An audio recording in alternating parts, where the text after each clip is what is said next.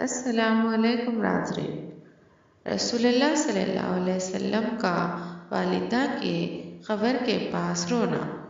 صحیح مسلم، مسند احمد وغیرہ میں حضرت ابو ہریرہ رضی اللہ عنہ اور حضرت ہریرہ رضی اللہ عنہ کا بیان ہے کہ نبی کریم صلی اللہ علیہ وسلم اللہ تعالیٰ سے اجازت لے کر تشریف لے گئے تو والدہ کی قبر کے پاس بیٹھ کر بے اختیار رونے لگے۔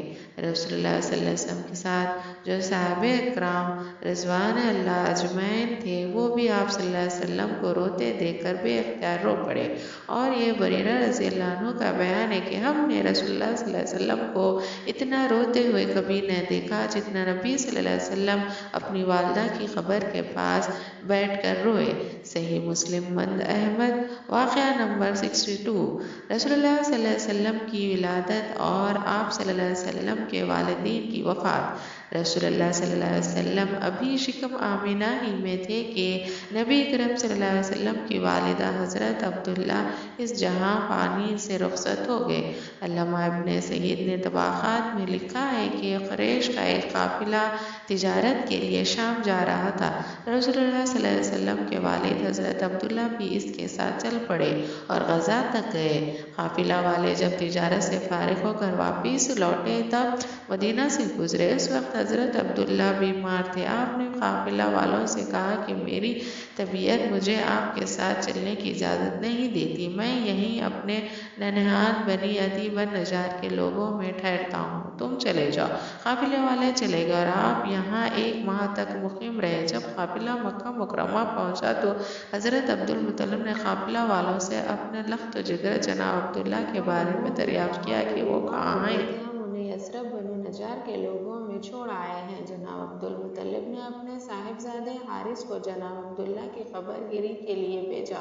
اسی زنا میں آپ وفات پا گئے تھے اور لوگوں نے آپ کو وفا کے گھر میں دفن کر دیا تھا۔ جناب عبداللہ مطلب کو جب اپنے فرزند عبداللہ کی وفات کی خبر ملی تو آپ کو اور تمام بہن بھائیوں کو سخت صدمہ ہوا، کیونکہ اس وقت رسول اللہ صلی اللہ علیہ وسلم ابھی شکم آمنہ میں ہی تھے۔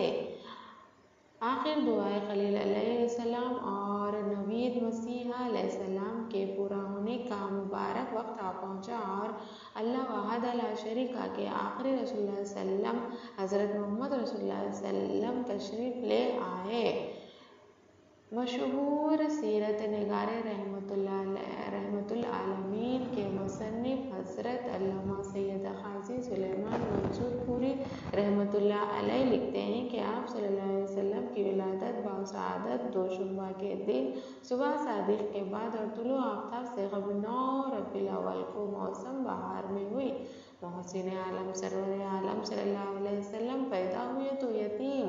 جب آپ صلی اللہ علیہ وسلم کی عمر مبارک 6 برس کی ہوئی تو نبی صلی اللہ علیہ وسلم کی مشفق ماں آپ صلی اللہ علیہ وسلم کو ساتھ لے کر مدینہ گئی۔ مدینہ میں 1 ماہ تک قیام کے بعد جب واپس ہوئی تو مقام ابوا پر پہنچ کر داغ نخار وقت دے گئی۔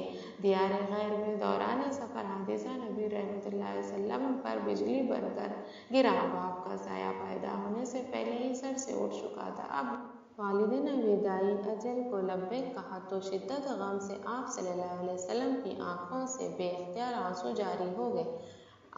ایمن جو اس سفر میں نبی صلی اللہ علیہ وسلم کے ہمکار تھیں وہ آپ صلی اللہ علیہ وسلم کو ساتھ لے کر مکہ واپس آ گئی۔ رسول اللہ علیہ وسلم کے آنسو۔ مصنف حافظ عبدالشکر